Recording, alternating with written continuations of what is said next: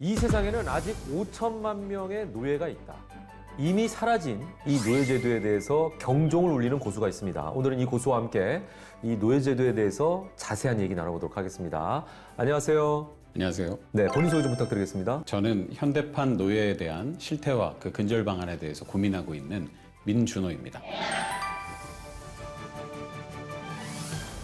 현대판 노예라고 지금 말씀을 해주셨는데 법률적으로는 1981년에 노예제도가 세상에서 폐지가 되고 사라졌거든요. 그런데 고수께서는 여전히 노예가 존재한다라고 말씀하시거든요.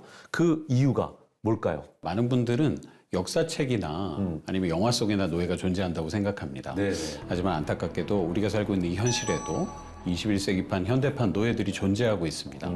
대략 개발도상국에서 인신매매 당하거나 아주 열악한 환경에서 갇힌 채로 하루에 14시간에서 18시간 이상 강제로 노동을 하고 있기도 하고 물건처럼 사고 팔리는 그런 노예들이 21세기에도 존재하고 있습니다. 2022년 국제노동기구 ILO 통계에 따르면 현대판 노예가 약 5천만 명 정도 달하는 걸로 추산되고 있습니다. 참 구체적으로 이들은 어떤 일을 하는 건가요? 네, 굉장히 다양한 형태의 그 강제 노동에 종사하고 있는데요. 뭐 이를테면 공장이나 뭐 광산 그리고 뭐 어업 같은 다양한 형태의 정말 갇힌 채로 일하고 있습니다. 그러니까 아마 상상하기 힘드시겠지만 우리가 소비하고 있는 물건, 우리가 먹고 있는 음식 이런 것들이 생산되는 과정 속에 투입된 노동력에 이런 강제 노동의 희생자들이 잠재되어 있을 수 있다는 걸 의미합니다. 가나에 가면 거대한 인공 호수가 있는데요. 이름은 몰타라고 부릅니다.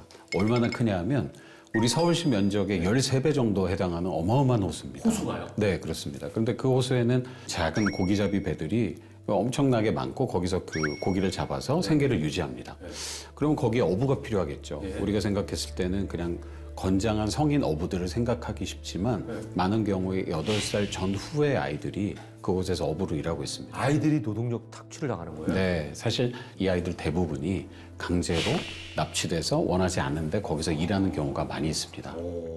그러면 저 대표님이나 지금 속해 있는 기구가 하는 일이 그곳에서 일하는 분들을 구출하시는 건가요? 네, 그렇습니다. 아까 말씀드렸던 가나 볼타호스 케이스를 말씀드리자면 저희가 거기서 한 아이가 납치됐다는 그런 첩보를 접하게 됐습니다. 아이의 이름은 고두인이었어요. 고두인도 먼 친척이 고기잡이 배에 팔아넘긴 거죠.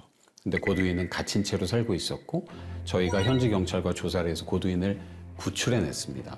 근데 보통 아이들 같은 경우는 자기가 어려운 환경에 있다가 구출이 되면 그것만으로 그냥 즐거워할 텐데 이 아이가 저희에게 해줬던 얘기가 있어요.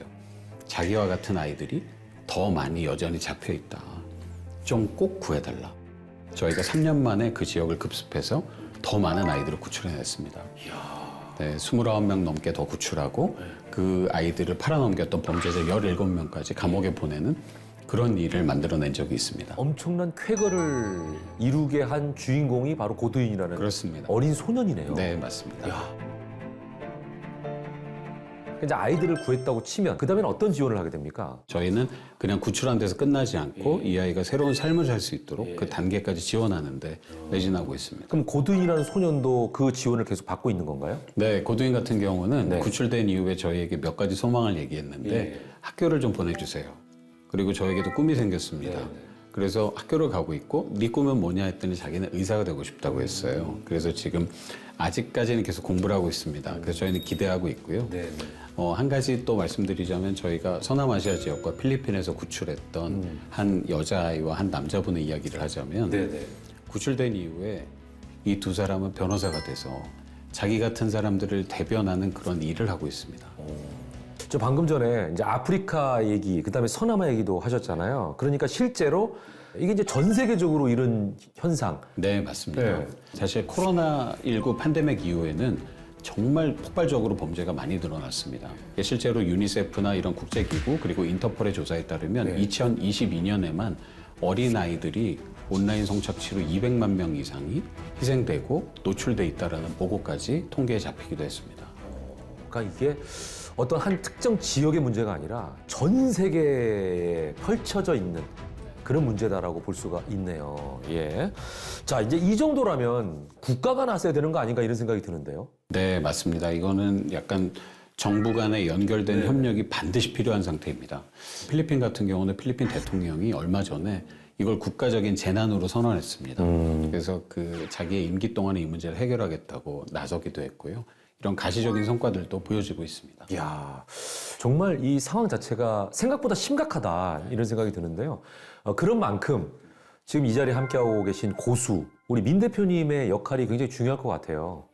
네, 그래서 이제 개발도상국에서도 저희는 그 나라에 있는 경찰과 검찰을 밑빠진 독처럼 시간이 오래 걸리지만 계속 교육하고 트레이닝 시키고 있습니다. 그러다 보니 정직한 경찰, 검찰이 나오고 있습니다. 그래서 우리가 떠나더라도 그들 손으로 자국의 문제를 해결할 수 있도록 돕는 그런 일을 같이 하고 있습니다. 효과가 이제 점점 지금 나타나고 있는 거네요. 네, 이런 인식 개선과 훈련을 반복한 결과로 최근 남아시아의 한 국가에서는 경찰이 자체적으로 실시한 작전에서 무려 200명이 넘는 사람들을 구출한 사례도 있습니다. 저희와 파트너십을 맺고 있는 한 지역의 통계를 살펴보니 강제 채무로 인한 노동이 너무 만연했는데 결과적으로 82%나 감소했다는 놀라운 결과가 보고되기도 했습니다. 자, 이제 이런 결과가 나오니까 근본적인 대책 마련이 얼마나 중요한지 많은 분들이 깨달을 수 있을 것 같은데요. 근데 피해자가 5천만이라고 아까 말씀하셨잖아요. 근데 나 한 사람이 관여한다고 해서 이게 과연 바뀔까? 이렇게 생각할 수도 있을 것 같아요. 네네. 이렇게 생각해 보시면 됩니다. 개발도상국의 문제를 해결하는 많은 프로그램이 있습니다. 너무 중요합니다.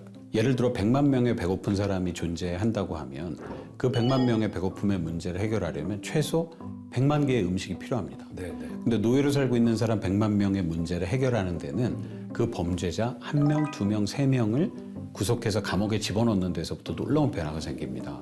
그러니 저는 이렇게 말씀드리고 싶어요. 그 한 사람이 마음을 먹고 꿈을 꾸고 시작하면 시간이 오래 걸릴지 몰라도 반드시 이런 결과가 만들어질 수 있다고 생각합니다. 자, 이제 마지막으로 그러면 시청자분들께 한 말씀 좀 해주시죠. 네, 여러분 이제는 잊혀진 단어, 정말 생소한 단어, 노예라는 단어이지만 현대판 노예는 여전히 존재하고 있습니다. 우리가 이 사람들의 존재를 인식하고 기억하고 관심을 두는 것만으로 범죄자들이 위축되고 이분들이 위로를 받게 됩니다. 다음은 없습니다, 여러분.